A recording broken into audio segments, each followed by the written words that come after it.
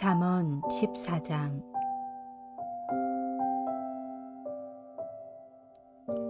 지혜로운 여인은 자기 집을 세우되 미련한 여인은 자기 손으로 그것을 허느니라.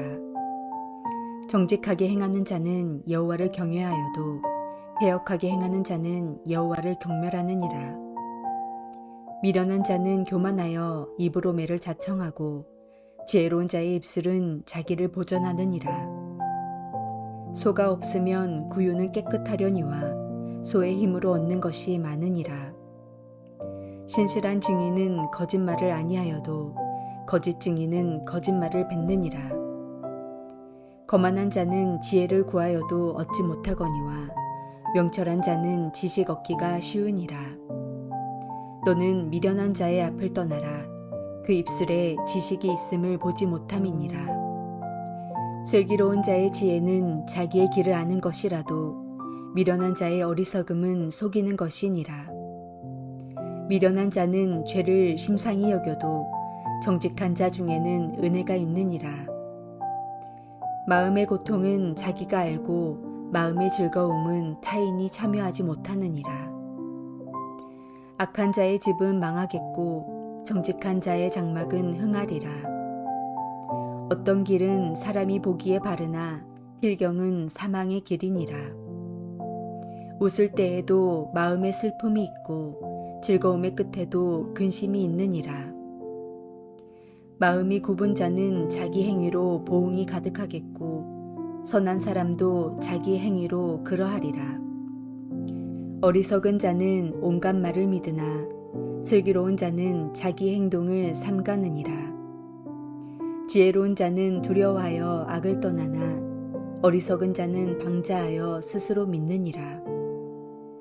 노하기를 속히 하는 자는 어리석은 일을 행하고 악한 계교를 꾀하는 자는 미움을 받느니라. 어리석은 자는 어리석음으로 기업을 삼아도 슬기로운 자는 지식으로 면류관을 삼느니라. 악인은 선인 앞에 엎드리고 불의한 자는 의인의 문에 엎드리느니라. 가난한 자는 이웃에게도 미움을 받게 되나 부요한 자는 친구가 많으니라. 이웃을 업신여기는 자는 죄를 범하는 자요 빈곤한 자를 불쌍히 여기는 자는 복이 있는 자니라. 악을 도모하는 자는 잘못 가는 것이 아니냐. 선을 도모하는 자에게는 인자와 진리가 있으리라.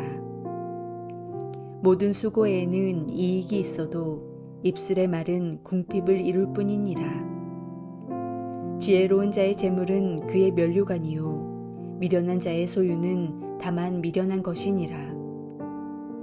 진실한 증인은 사람의 생명을 구원하여도 거짓말을 뱉는 사람은 속이느니라.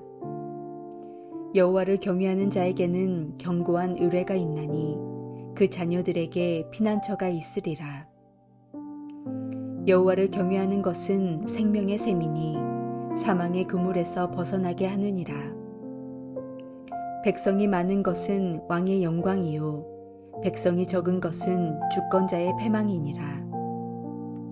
노하기를 더디하는 자는 크게 명철하여도 마음이 조급한 자는 어리석음을 나타내느니라. 평온한 마음은 육신의 생명이나 시기는 뼈를 썩게 하느니라. 가난한 사람을 학대하는 자는 그를 지으신 이를 멸시하는 자요 궁핍한 사람을 불쌍히 여기는 자는 주를 공경하는 자니라. 악인은 그의 환난에 엎드려져도 의인은 그의 죽음에도 소망이 있느니라. 지혜는 명철한 자의 마음에 머물거니와 미련한 자의 속에 있는 것은 나타나느니라. 공의는 나라를 영화롭게 하고 죄는 백성을 욕되게 하느니라. 슬기롭게 행하는 신하는 왕에게 은총을 입고 욕을 끼치는 신하는 그의 진노를 당하느니라. 잠언을 포함한 성경은 사람을 두 종류로 나눕니다. 하나님을 경외하는 사람과 하나님을 경멸하는 사람, 하나님을 인정하는 사람과 하나님을 인정하지 않는 사람, 지혜로운 사람과 미련한 사람으로 말입니다. 오늘 본문은 지혜로운 자와 미련한 자를 대조하여 말합니다. 지혜가 집을 세워 사람들을 초청하듯 지혜로운 여인도 집을 세우지만 미련한 여인은 오히려 집을 허문다고 말씀하고 있습니다. 권위를 무시하는 사람은 거만한 사람인데 그는 지혜를 구해도 얻을 수 없습니다. 권위를 무시하고 비웃는 것이 미련한 자들의 특징이기 때문입니다. 또 미련한 자는 죄를 대단히 여기지 않습니다. 죄에 대한 태도는 지혜와 미련을 나누는 갈림길이 됩니다. 그리고 미련은 분별력이 없어서 모든 말을 믿는 경향이 있습니다. 미련한 자는 지혜, 곧 신중함이 없이 성급하게 덤벼들게 됩니다. 지혜가 있는 자에게는 재물과 소유가 면류관처럼 어울려도 미련한 자의 소유는 미련을 드러낼 뿐입니다. 미련한 자는 성급하게 화를 내지만 명철한 사람은 노하기를 더디합니다. 미련은 왕, 곧 하나님의 진노를 살 수밖에 없습니다. 그러면서 의인과 악인에 대해서 구분이 이루어집니다. 12절은 일반적인 기준이 영적 기준과 다름을 보여줍니다. 사람이 보기에 바른 길이 꼭 옳은 길이 아니라는 것입니다. 의인은 죽음이라는 절망의 상황에서도 소망이 있다고 선언합니다. 이것은 성도들에게 얼마나 큰 위로가 되고 있는 말씀인지 모릅니다. 본문은 또 많은 상황 속에서 지혜를 말합니다. 소가 없으면 구유가 깨끗해서 청소를 할 필요가 없겠지만 소의 힘으로 얻을 수 있는 소득도 없을 것이다 라고 4절에서 말씀합니다. 만약에 소가 없다면 소를 키워야 하는 어려움도 없을 것입니다. 그래서 편안한 인생이 될 것입니다. 하지만 소가 없기에 그가 할 수 있는 일은 너무나 작습니다. 밭을 제대로 갈 수도 없고 그 밭에서 많은 소출도 기대할 수 없다는 것입니다. 성경은 지혜가 반드시 우리가 아무것도 하지 않는 편안함에 이를 것이라고 이야기하지 않습니다. 오히려 그 지혜는 때로 힘들고 어려운 과정을 거쳐 우리에게 귀한 능력을 초대하는 귀한 말씀의 은혜로 함께 만나지게 됩니다. 사람의 행실을 통해서, 그 사람의 인생을 통해서 그 지혜는 드러납니다. 그 사람의 삶의 열매를 보면 그가 하나님을 경외하는지 경멸하는지 알 수 있습니다. 교회 생활과 종교 생활 등 우리의 눈에 보이는 일부만 보고 아는 것이 아니라 그 사람의 삶 전체를 보고 그 전체의 삶의 행동을 보고 아는 것입니다. 인생에는 기쁨만 있거나 슬픔만 있는 것이 아니라 이것이 교차되어 나타나는데 그 모든 환경 속에서 오직 하나님만을 경외하는 인생을 살 것을 강조하고 있습니다. 그것은 우리의 말과 행동과 삶을 하나님의 뜻에 맞추어 조율해 갈 때 가능합니다. 이 땅의 부질없는 말들이 우리의 인생을 어지럽게 만듭니다. 야고보는 말에 실수가 없는 사람은 온몸을 다스릴 수 있는 온전한 사람이라고 야고보서 3장 2절에서 말합니다. 그는 아주 작은 불이 큰 숲을 태우듯이 혀는 온몸을 더럽히고 인생의 수레바퀴에 불을 지른다고 말합니다. 말은 하나님의 선물이지만 타락한 말이 흥행할 때 세상은 혼돈으로 변할 수밖에 없습니다. 비난과 조롱, 악다구니가 사람들을 갈라놓고 말의 이면에 있는 마음을 헤아리려고 노력하기보다는 말꼬리를 붙잡아 상대방을 넘어뜨리려 하는 사람들에게 지혜자의 모습은 찾아볼 수 없습니다. 자신의 삶을 살아가면서 일상의 모든 일들을 통해 하나님의 빛을 온전히 드러내는 삶을 사는 것, 그것이 지혜로운 사람의 모습입니다. 물론 하나님을 바르게 섬기기 위한 종교적인 실천은 매우 중요합니다. 종교적인 의례, 그러니까 기도, 예배, 말씀, 권면, 그 모든 것이 하나님께 온전히 드려져야 되고 수행되어져야 합니다. 모두 다 하나님과 관련된 일이기 때문입니다. 그러나 참된 신앙과 거룩한 삶은 일상 속에서 배워나야 되고 확장될 수 있어야 합니다. 참된 신앙은 교회에 머무는 것이 아니라 교회에서부터 세상을 향해 그 지경이 넓어지는 것이기 때문입니다. 우리가 하나님의 세계에서 살고 있음을 알고 이웃들이 하나님께서 소중히 여기시는 존재임을 알아갈 때 우리의 삶은 달라질 수밖에 없습니다. 다른 이들을 이해하고 받아들이는 것에 머물지 않고 그들의 다름을 존중할 수 있을 때 참된 평화가 시작됩니다. 오늘 본문 21절은 이웃을 멸시하는 사람은 죄를 짓는 사람이지만 가난한 사람에게 은혜를 베푸는 사람은 복이 있는 사람이다 라고 말씀합니다. 멸시하다는 것은 낮추어 보거나 아예 없는 사람 취급하는 것입니다. 남을 멸시하는 이들은 자기들이 하는 일을 자각하지 못할 때가 많습니다. 그래서 하나님이 함께 하시는 사람들을 통하여 동행하시고 사랑하시는 하나님의 마음조차 잃어버리게 됩니다. 사람들은 자기보다 못한 이들에게 모멸감을 안겨줌으로 자신의 힘을 과시하고 싶어 합니다. 소위 갑질이라는 것이 그런 것이지 않습니까? 21절은 비교적 점잖게 말하고 있지만 31절 말씀은 이것을 조금 더 심각하게 우리에게 다시 말씀하고 있습니다.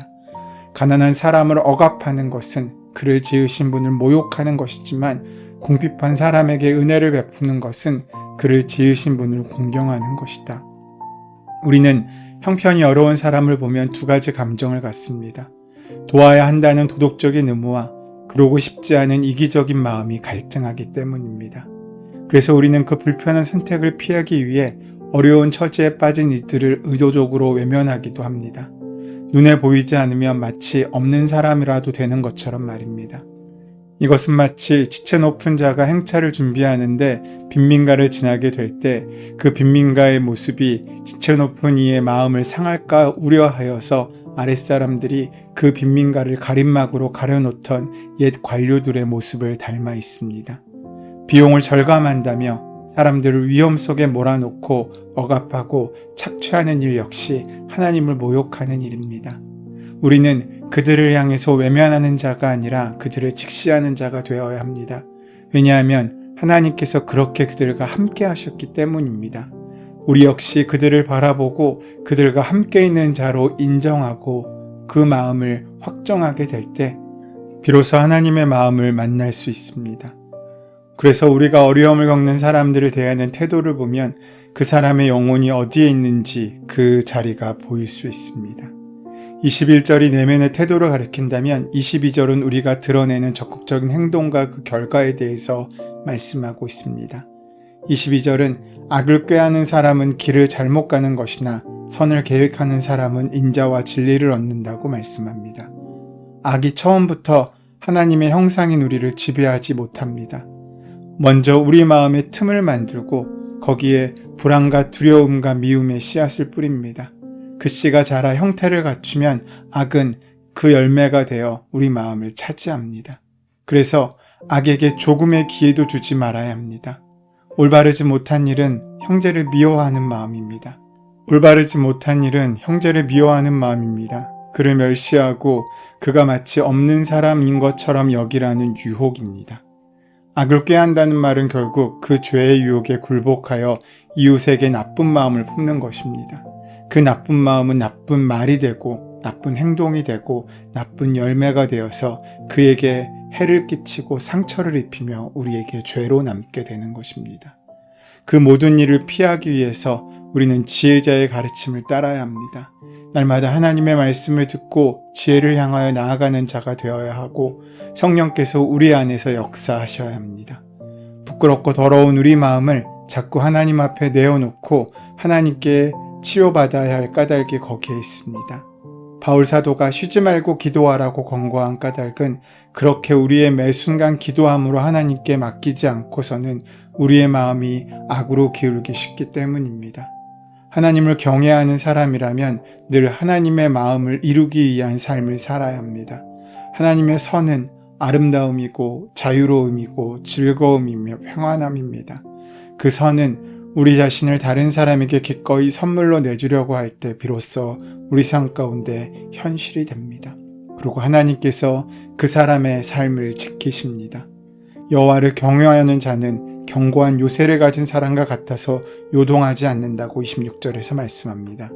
또한 사람에 대한 태도는 하나님께 대한 태도를 반영하고 있는 것입니다. 요한일서의 말씀대로 보이는 형제에게 잘하지 못하면서 보이지 않는 하나님께 잘할 수 없기 때문입니다. 사람에게 잘하는 것, 곧 하나님께 대한 신앙의 표현이라고 단정할 수 없지만 하나님 경외함은 그 삶의 관계를 통해 드러나는 법입니다. 오늘 하나님께서는 그 은혜의 자리에 우리를 초대하십니다. 그러하기에 우리 주변에 허락하신 많은 사람들이 그저 우리의 욕망과 욕심을 이루기 위한 수단이 아니라 하나님께서 지혜로운 삶을 배우게 하시기 위한 하나님의 은혜의 자리임을 기억하고 최선을 다해 사랑하며 하나님의 뜻을 이루는 삶을 살아야 할 것입니다. 그 삶을 귀하게 살아가는 저와 여러분의 하루가 되시기를 소원하고 축원합니다. 은혜의 주님, 하나님께서 우리에게 선물로 주신 하늘의 지혜가 우리의 일상을 통하여 드러나기 원합니다. 늘 동행하시고 함께하여 주셔서 하늘의 지혜가 우리의 말과 삶과 행동을 통하여 현실이 될 수 있도록 인도하여 주시옵소서. 예수님의 이름으로 기도드립니다. 아멘. 이제 오늘 우리에게 허락하신 말씀이 지금 나에게 주시는 말씀으로 만나지기 위하여 오늘 본문의 말씀을 함께 깊이 묵상하시고 기도하시는 시간 가지시겠습니다. 함께 기도합니다.